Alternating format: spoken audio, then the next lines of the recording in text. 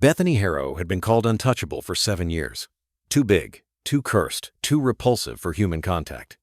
The townspeople built walls of disgust around her so thick that even dying men would rather perish than accept her help. But when she found the blind mountain man trapped beneath that fallen pine, his bloodied fingers still clawing for life, something impossible happened. His unseeing eyes turned toward her footsteps. His hand reached out, and when their fingers finally touched, he didn't pull away in revulsion like everyone else. He held on like she was salvation itself. In that moment, she realized this stranger who couldn't see what everyone hated was the first person to actually feel who she really was. Would this accidental meeting shatter 7 years of isolation? Or would the town destroy them both for daring to connect? Before we dive into the story, if you love tales of redemption and unexpected love that will touch your heart, click the like button and subscribe to the channel so you never miss another powerful story. Drop a comment below telling me where you're watching from and what time it is there. I love connecting with viewers from around the world. Now let's continue with the story. The September heat pressed down on Bethany as she knelt beside the stranger, her dress catching on the rough bark. Blood seeped through his torn shirt where the massive pine had pinned him. She recognized the signs of blindness and how his eyes moved without focusing, seeking sound rather than sight. "Can you move your legs?" she asked, already calculating the leverage needed. "Yes, but the weight. I've been here since yesterday." His voice cracked with thirst. Yesterday. While she'd been mending fences alone, this man had been dying just beyond her eastern boundary. The crowd at the property line grew larger, their whispers carrying on the wind. She heard Aldrich, the pastor's son, laugh about God's judgment on trespassers. Bethany positioned herself against the pine's trunk, planting her feet wide. Her size, the thing they mocked, would save him. She drove her shoulder into the wood, using every pound of her weight as an advantage. The tree groaned, shifted. The blind man gasped as pressure released. "Roll toward my voice," she commanded. He obeyed instantly, trusting without hesitation. The tree crashed back down, sending dust skyward. She helped him sit, noting how his hands shook not from fear, but exhaustion.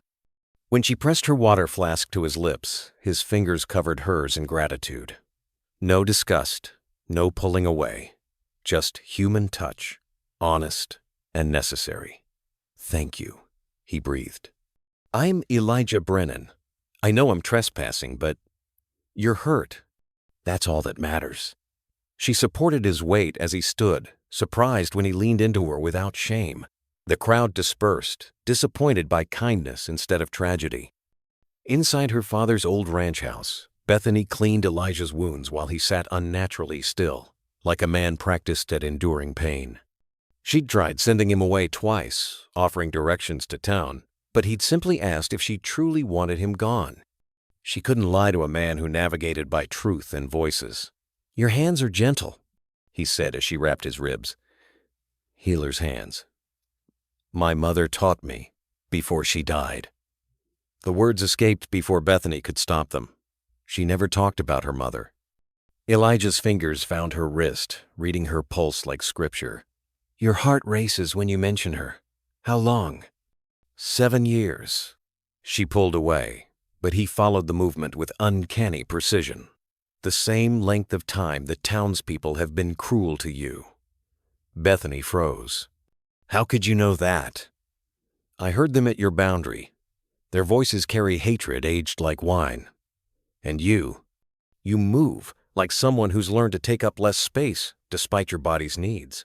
His unseeing eyes faced her directly. "I know, because I've been running too."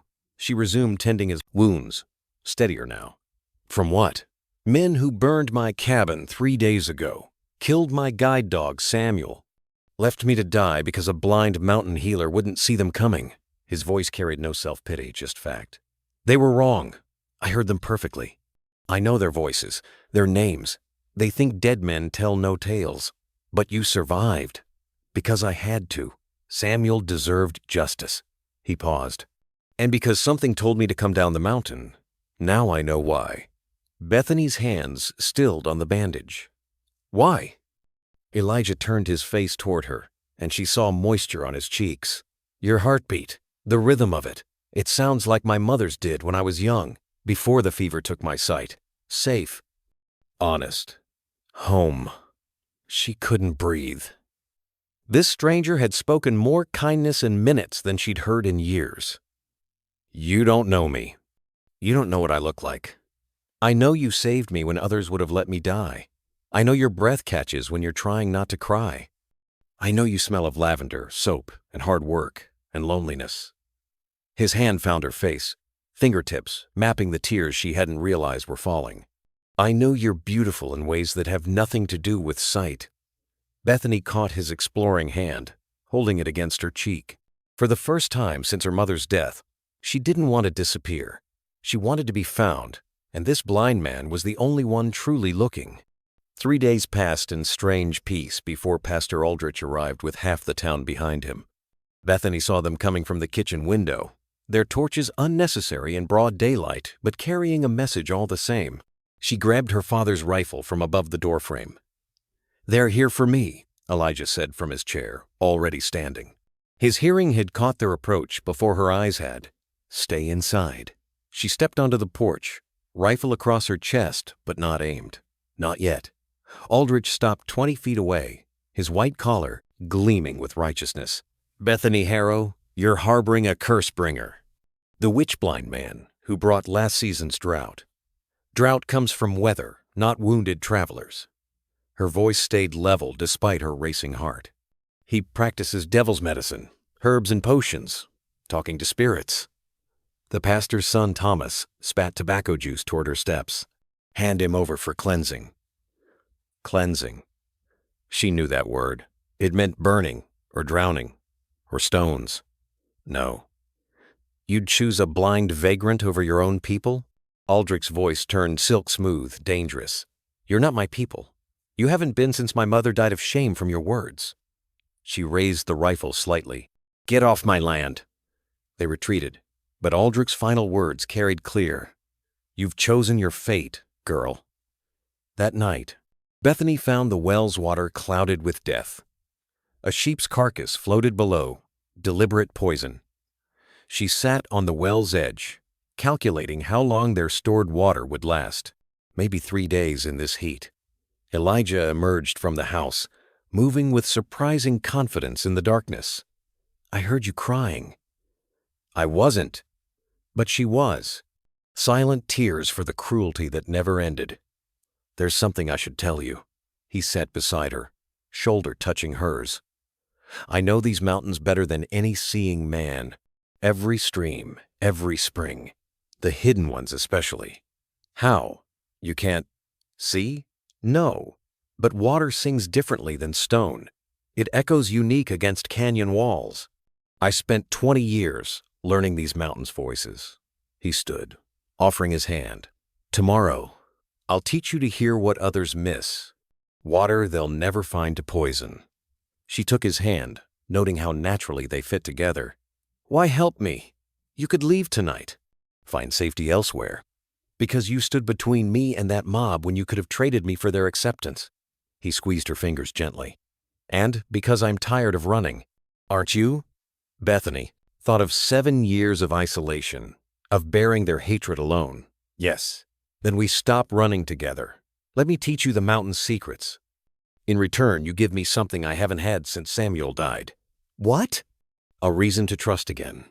A partner who sees me as more than broken." The bounty hunters arrived at midnight, their horses' hooves thundering through Bethany's dreams. She woke to find Elijah already dressed, his head tilted toward the window, listening to their conversation outside. "3 men," he whispered. "One walks with a limp, metal spurs. The leader chews mint leaves. The third breathes heavy through his mouth. Broken nose, probably." "How can you possibly—" "They want me for killing Judge Harlan's son." "I didn't do it, but dead men make poor witnesses at trials." He gripped her shoulders. "Hide me in the old mine shaft. I smelled it yesterday, northwest of here." She wanted to argue, to stand and fight, but his urgency moved her. They slipped out the back as the hunters pounded on the front door. The mine wasn't far, but every footstep sounded like thunder to her ears. Elijah moved silent as shadow, guiding her to quieter ground. "Here," she whispered, pulling away the rotted boards. "Father sealed this years ago. Dangerous. Perfect." He squeezed her hand once before disappearing into the darkness that made no difference to him. She'd barely made it back when the door exploded inward. The leader, a scarred man reeking of mint, grabbed her throat. "Where's Brennan?" "Gone. Left 2 days ago." The heavy-breathing one laughed ugly. "Boss, she's lying. Blind man couldn't get far alone." They tore through her house, destroying her mother's china, her father's books. When they found nothing, the limping one suggested something that made her blood freeze. "The horses. She loves them horses." They dragged her to the barn where her father's 2 remaining horses slept. The leader pulled his knife. "Each cut I make, you can stop by telling a truth." The first horse, Buttermilk, screamed when the blade bit deep. Bethany broke at the second cut. "The mine. Old mine shaft northwest." They dropped her in the dirt, heading toward Elijah's hiding place. She crawled to Buttermilk, pressing her hands against the wound, sobbing apologies. The cuts were deep, but not fatal. Deliberate torture. Then she heard it, screaming from the mine's direction. Not Elijah's voice. The hunter's. He returned an hour later, dirt-covered and breathing hard. "They're alive, but they won't be coming back." "What did you do?" "Led them deeper. Used their voices against the cave walls to map their positions. Then collapsed, the secondary tunnel. They'll dig themselves out eventually. Find the judge's real killer's confession I left for them." He knelt beside Buttermilk, running expert hands over the wounds. "Get me hot water and honey, cobwebs if you have them." She watched him work, this blind man who'd turned darkness into weapon. "You could have killed them." "Yes." He packed herbs into Buttermilk's wound with practiced precision. "But you wouldn't have. Even for your horse's pain, you tried to protect me. So, I protected them for you." Dawn came gentle after the violence, and Elijah led Bethany into the mountains. She'd insisted on checking Buttermilk once more, but the horse was healing clean. Now they climbed paths she'd never known existed, following routes only Elijah could sense through stone echoes and wind patterns. "Step exactly where I step," he said, navigating a narrow ledge. "The rock sings different where it's stable." She watched him move with impossible grace, reading the mountain through senses she'd never considered. "You said you spent 20 years learning this?" "Started when I was 12, after the fever took my sight and my family." He helped her across a stream, his grip steady. "Doctor said I'd be useless."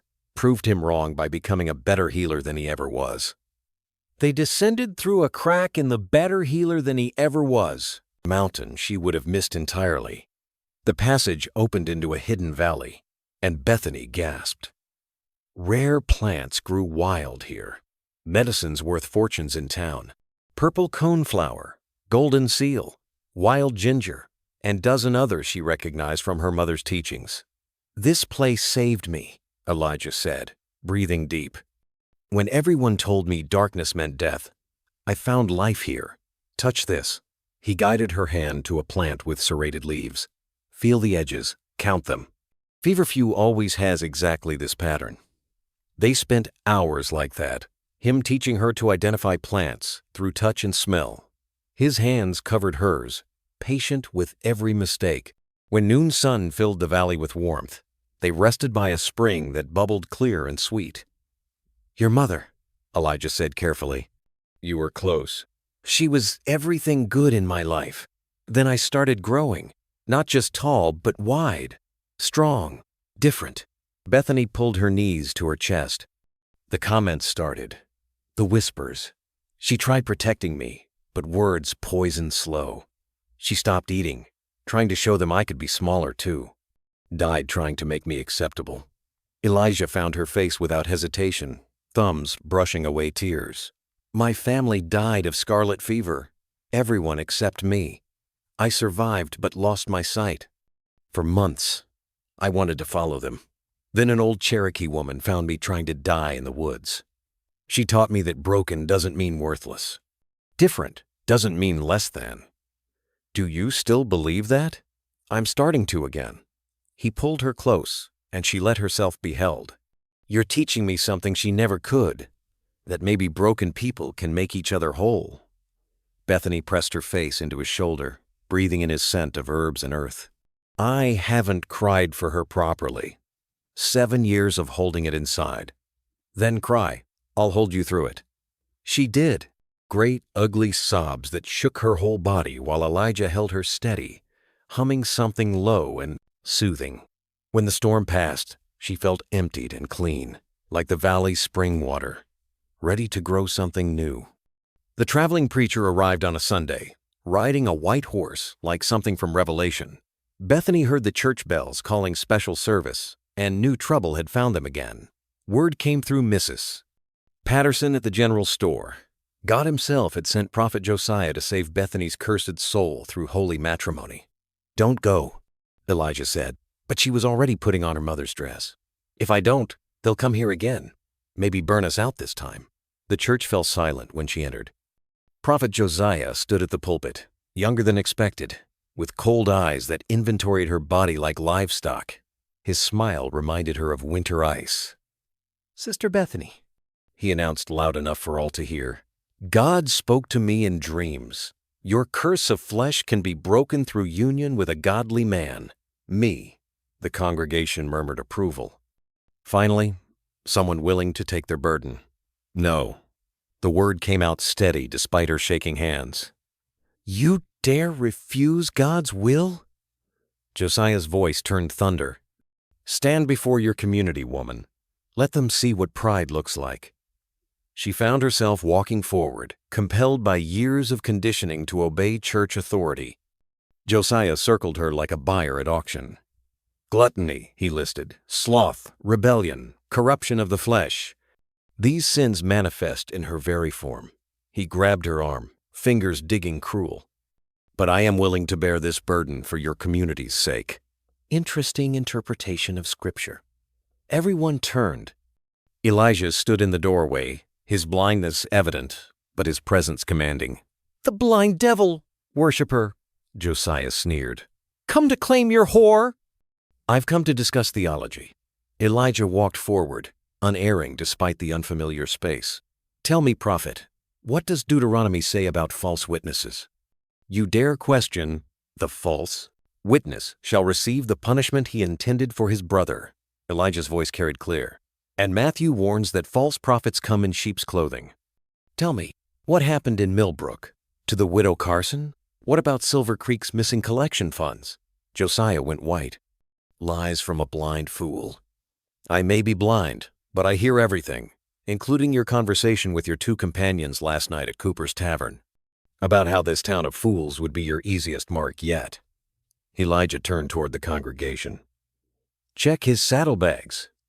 You'll find letters from 3 territories warning about a traveling con man who preys on desperate communities, especially targeting vulnerable women. Old Sheriff Garrett, who'd been dozing in the back pew, stood up interested. That so? Well, prophet, you won't mind if we take a look? This is persecution. Josiah backed toward the altar. I'm trying to save this worthless cow. The crack of Bethany's slap echoed through the sanctuary. Josiah stumbled, blood on his lip. My name, she said quietly, is Bethany Harrow, and I choose who touches me. She walked out with Elijah, leaving chaos behind as Garrett found the evidence exactly where Elijah had said. 3 towns worth of testimonies about a false preacher who destroyed lives for profit. The flames started in the barn just after midnight. Bethany woke to horses screaming and orange light dancing on her bedroom walls. She grabbed Elijah's hand without speaking, both of them knowing this was Josiah's followers' revenge before he faced trial. The barn was already lost. She freed Buttermilk and Storm, sending them running into the darkness. The fire had jumped to the main house's roof, eating through decades-old wood-like paper. Father's journals, she gasped. Mother's dress, the photographs. Where? Elijah was already moving. Study. Trunk by the window. Get outside, I'll find him. You can't see. I can feel heat patterns.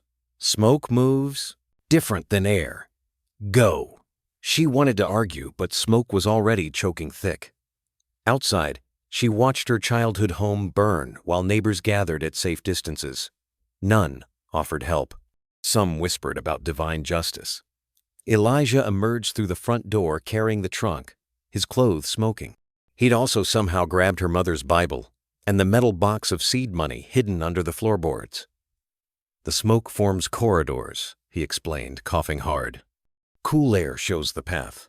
He pulled her away from the heat. "Let it burn. We have what matters." They watched until dawn revealed skeleton remains of the house. In the ashes of what had been the kitchen, something glinted. Bethany picked through the rubble and found it. A metal strongbox, its lock melted but intact.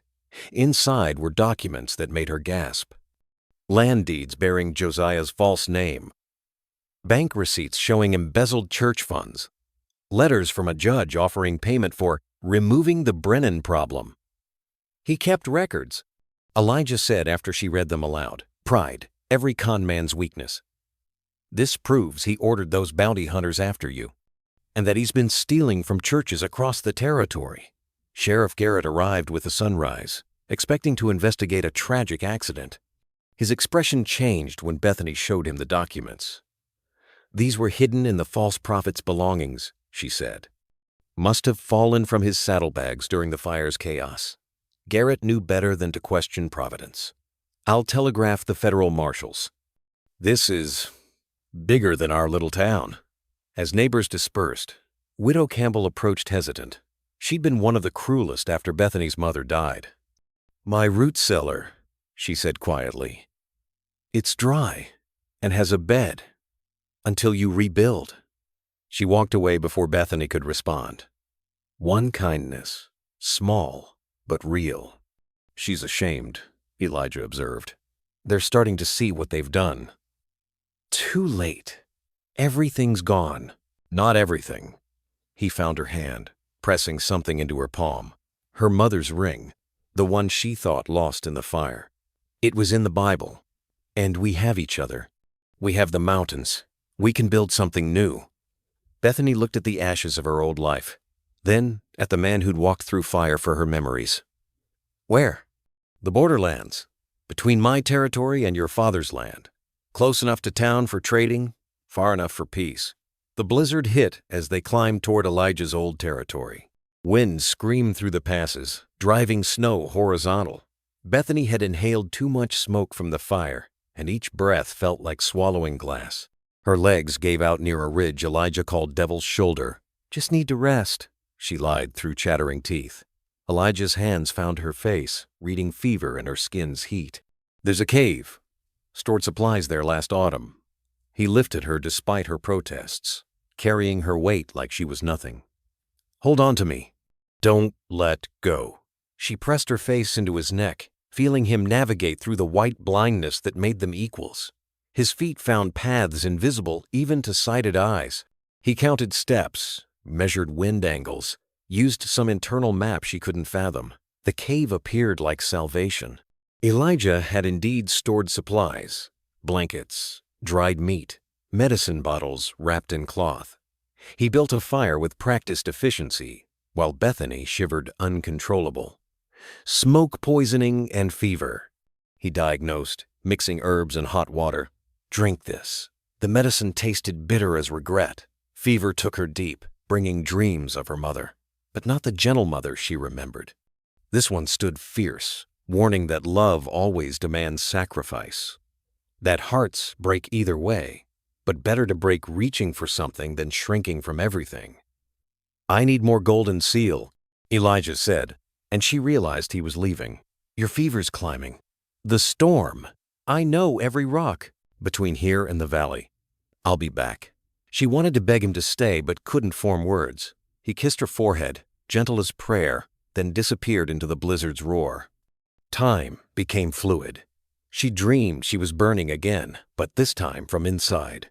Her mother stood in flames, reaching out, saying love was always worth the burning. Then cool hands on her face. Elijah's voice cracked with exhaustion, coaxing medicine between her lips. She woke clear-headed to find him collapsed beside her, his hands and feet wrapped in cloth, frostbite. He'd been gone 6 hours in a storm that would kill most men in one. "You foolish, wonderful man," she whispered, pulling him against her warmth. "Couldn't lose you." His voice came hollow with exhaustion. "Not when I just found you." She treated his frostbite with the supplies he'd risked everything to gather. As she worked, she understood what her fevered dream mother had meant. Love was sacrifice, yes, but also choosing to be saved, letting someone else carry you through storms. "Elijah," she said as he drifted toward sleep. "I love you." His hand found hers, fingers intertwining. "I know. Heard it in your heartbeat the day you saved me. Been waiting for your words to catch up to your heart." "And you?"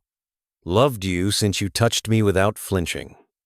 Since you stood between me and that mob. Since you chose a broken blind man over a whole town's approval." He pulled her close. "I'd walk through 1,000 storms for you, Bethany Harrow." Judge Harlan arrived with 4 federal marshals and winter's last snow. Bethany saw them from the cave's mouth, their badges catching morning sun like warnings. Beside the judge rode Prophet Josiah, freed on bail and wearing a satisfied smile that made her stomach turn.